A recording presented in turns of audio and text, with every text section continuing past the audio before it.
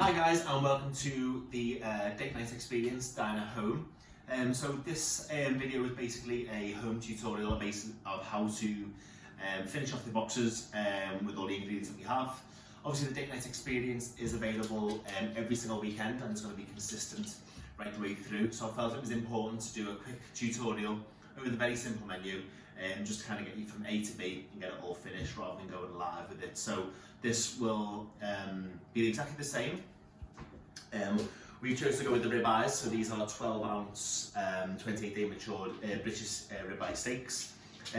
So the only variable with this is that you can either be a ribeye, a rump or a fillet, cost it differently, but with your cooking instructions it will tell you how to get the perfect cooking time on all of those different cuts of steak. All the boxes come with the steak potatoes, which have been ready oiled for you and lightly seasoned. We've got the jerk corn, which basically is what we use for our date night 35 at the restaurant. So we've marinated them, charred them for you and pre-packed them for you. If you do want extra butter, the small orange butter there, that's our jerk butter. You can finish them off after you've kind of heated them up, whether it be in the pan or the microwave, whichever way you want to do them. The jerk corn is for that. You've got your asparagus greens, which basically got some onions, garlic, cabbage, green beans and asparagus, mac and cheese, which is ready to go. We're going to put that in the oven a bit later on. And we've also got some peppercorn sauce, which has been pre-made at the restaurant, that packed. We just need to heat that up at the end. You've got some garlic butter, which is key to everything we do, and we've also got some regular butter as well. You've got some mushrooms and you've got some thyme as well. All of this it's going to make the most amazing date night experience at home. So let's get cracking on. So the first thing we need to do is obviously make sure you get organised. If you're not organised, pause me now.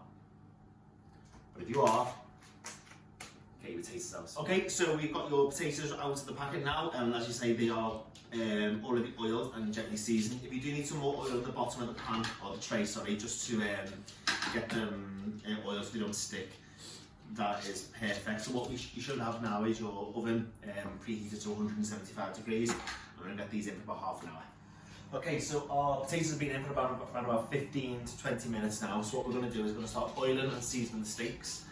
In terms of choice of oil, it's important that you get that right. So we went for a rapeseed oil. And the reason the rapeseed oil is important because it's got a higher smoking temperature. So if you use something like extra virgin olive oil or whatever, it's probably the worst one to do. If you use like a marinade or making like a sauce, for example, extra virgin is really good, but just kind of go for a sunflower oil or a vegetable oil. But if you can get your hands on it, a rapeseed oil would be great. So it's important that we season the steaks, and because we are doing it in a griddle pan, go a bit easy on the pepper, just because when it touches the surface sometimes it kind of burns a little bit and goes a bit bitter. So just go easy on the pepper. So yeah, so it's just important to get them nice and oiled. The steaks have also been out the fridge for around about 40 minutes, just to kind of get them to room temperature, just so when we are cooking the steaks, the inside of the steak can get as hot as it should be. If it's too cold or too chilled, it's not gonna be the same. So it'll still taste really good, but my suggestion would be to get it out of the fridge at least half an hour before you start. So yeah, so the pan has been on for a couple of minutes now. So the idea is to oil the steaks opposed to really oiling the pan. So we just want to put a drop in, and don't be worried as well if the pan or the cast iron pan starts to smoke. That just means it's really ready. We've chosen a cast iron pan, so it's got like the little grooves in it, and that's just for me when I'm doing like a ribeye steak with something that needs to break down the fat. It's important to kind of penetrate that, and the reason I wanted to get the caramelization on the fat is I want to kind of get the lines on it. If you're using like a fillet or a rump, a normal frying pan's fine, but that's so don't stress too much about the pan, just my preference. They both do the same job anyway. So the pan's been on for a couple of minutes, it's starting to smoke. So when you put any form of red meat or any meat in the pan, you want to hear it sizzle. So that is what you need to do. So obviously follow your cooking instructions as per your instructions. in terms of how long you want to put it in the pan. If it does take 6 minutes in the pan, it tends to mean 3 minutes either side. So not like 6 minutes and then 6 minutes, that'll just be a bit of a mess. So you want to just kind of, whatever the cooking time is in the pan, half it, and I'll tell you what it is either side. We're going to go with a medium rare. And what we're going to do, we're going to allow the pan to do the work. So rather than moving it around and making it look like a piece of liver, what we want to do is we're going to get the pan to do all the work. So, as I say, it'll be about 6 minutes and we'll be... Okay, so they've been in the pan for around about 3 minutes on one side. So you want to just see that's nice and caramelised over there. You'll notice that this one's slightly thinner than this one, so that's probably going to take like an extra minute or so. This one, just bear in mind not every single steak comes as black and white as I make it sound. Like if it does take 6 minutes, obviously if it feels like it's really fat or it's not consistent with the other one, add a minute. But this time, we want to be in a hot pan, you're going to be adding some regular butter and some garlic butter. And anytime you add butter to any pan, add a drop of oil as well. Bit of seasoning. The oil just stops the butter from burning, that's really important. Okay, so the chips have been in for around about 15 to 20 minutes now. So what we're going to do is we're going to start adding some flavour to them. So you want to just add some mushrooms to them. A drop more oil, and I say a drop more just a tiny bit, you don't want to make them soggy, okay? So we're just kind of, you're going to be adding butter as well. When you add butter to anything, as I just said, you want to make sure you have some oil on it. So we've got some of the garlic butter, so we'll allow that in. Mix with the rest of the chips and some thyme as well. This is fresh thyme. And a final little bit of seasoning, and they're going to finish off in the oven for around about another 10 to 15 minutes. Okay, so we literally just put our chips in the oven.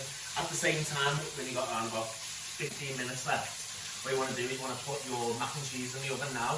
You're about 10 minutes with the lid on, and then after 10 minutes, take it off and finish it off for the further 10 minutes. Okay, so that'll be on for about 7 minutes. If you can see, it's about an inch thick. I've left the other one on just an extra minute and a half just to kind of get the core temperature up. So again, it just goes to prove the fact that not every single steak's the same. So even though that does say 6 minutes, it actually took a little bit longer. So this one is now pretty much done.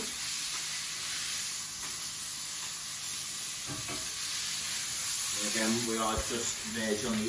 See, there's a completely different shape and size over there. This one's, as I say, it took about 6 to 7 minutes in, and that one's took about 8 to 9 minutes in, just in the pan, okay? And as we do in the restaurants, we just want a little disc of garlic butter, just to let them rest. And they've been, as I say, they've been cooking for around about 9 minutes tops, so we're going to get them resting for 9 minutes. In the meantime, we have to start thinking about our veg. So the veg literally takes about 3 to 5 minutes to do. So we have to start thinking about getting it unpacked soon and getting a nice hot frying pan for that. In terms of your corn, you can either pop it in a pan of boiling water. It's already been, as I say, it's already been cooked for you, it's already been marinated for you, just in case of getting that hot. If you've got a few gins, like me, you can just pop it in the microwave just for three minutes or so. Just, it may make sense just to pierce it slightly, because the last time I did it, it popped. So just pierce it just so it can breathe a little bit, and leave it standing up. 3 minutes in the microwave with that being at temperature. If you need to put it in a pan of boiling water, around about 5 minutes for that. But what we're going to do now is we're going to get focusing on our asparagus veg. Okay, so as I say, they've been resting now for around about 2 to 3 minutes. The chips are nearly there. So this will take about 5 minutes to do, probably even less, to be honest. So just bear that in mind. This is the last thing you want to be doing, because it doesn't take long at all. So I've got a preheated pan over here, which is absolutely screaming hot. So you can have a tiny bit more oil in that. So this is kind of like a stir fry. Now, as I say, I've separated the veg that comes in the one bag just separately. The asparagus takes the longest to do, but I also want that to be the most crunchy, so I'd leave that to last. That can kind of char itself in the oven. So what we're going to do is, in the middle I've got the cabbage over here, in the middle I've got the green beans and the garlic and the onions, so we have to get them in first. The reason you want to get the garlic and the green beans in, the garlic and the onions in, because when you toast garlic in a frying pan, it kind of comes a bit nutty. So that's really important. You want to get the flavour to kind of come through. If you put everything all at once, it'll just feel like a stir-fried. Just plain stir-fry basically, but you want the layered flavour to come through. It's a very basic flavour, but it just works wonders.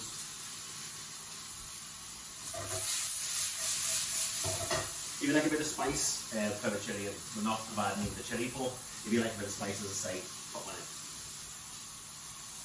Leave that to fry itself around about 2 minutes till the onions probably loosen. Okay, they've been on a high heat for around about 2 or 3 minutes.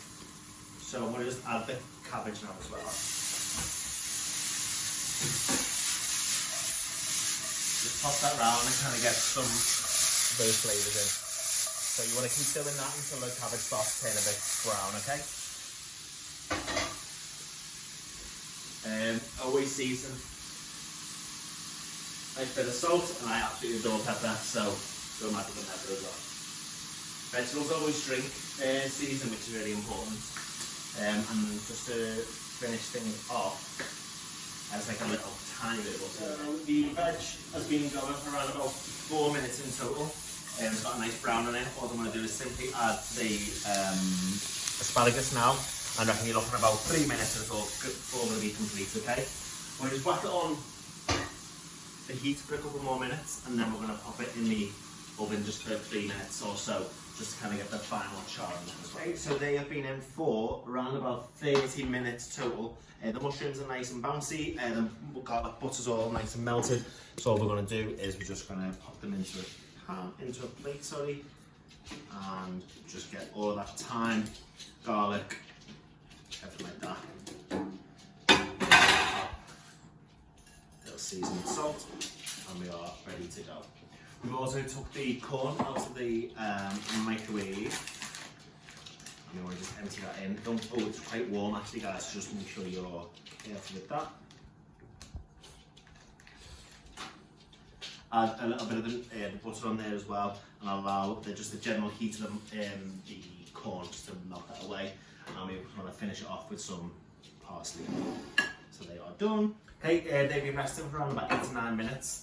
They are perfect medium rare, both of them.